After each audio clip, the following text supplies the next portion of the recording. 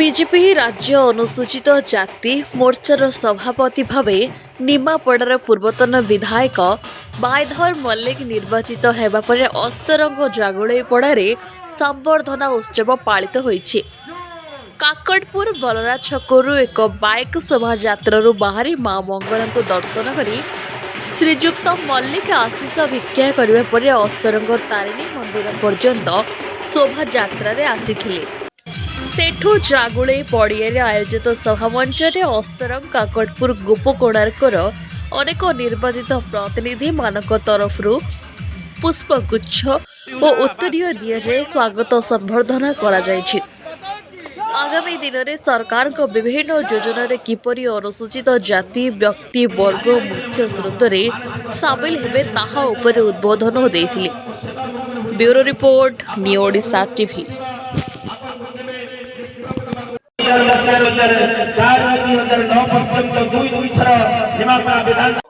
आपण जानते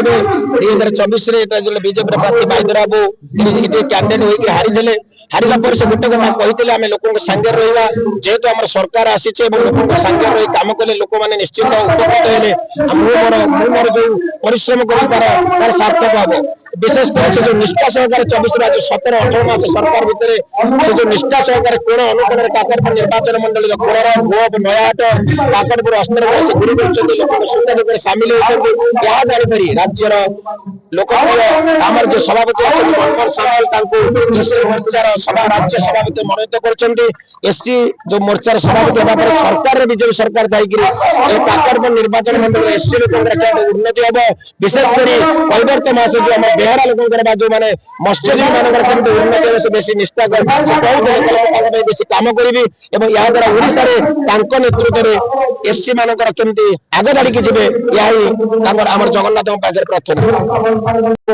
एक विकसित राष्ट्र भाव में भारत एवं विकसित राज्य भाव में ओडिशा प्रतिष्ठित हो ए समस्त अवदान दरकार एवं सहयोग दरकार एवं मु कौन करी न करी निश्चित रूप तो मुझे जेहेतु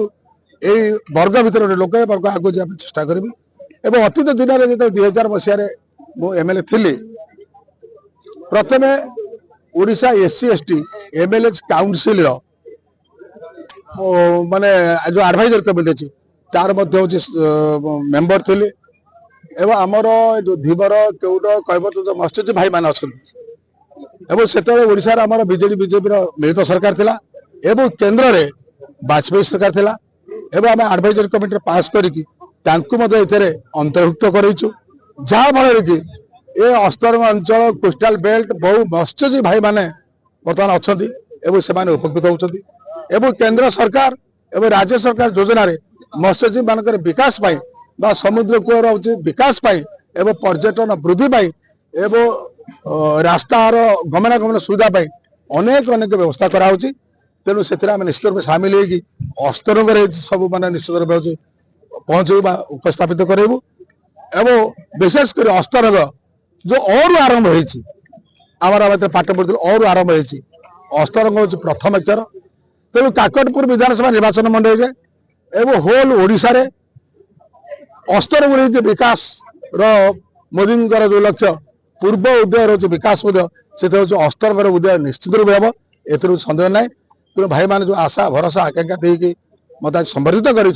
जदिव मु विधायक भाव में हारी जाइए किंतु मु उपलब्धि आज करते संख्यार विपुल भाव में काकटपुर अस्तरंग कोणार्क गोप नयाद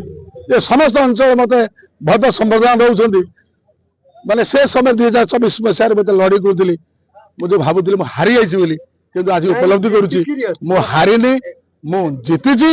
मोर सरकार जीति तेणु निश्चित रूपे ये अंचल प्रगति हम विकास हम एवं आम कम करके देखू यहाँ आमर दृढ़ प्रतिज्ञा। धन्यवाद।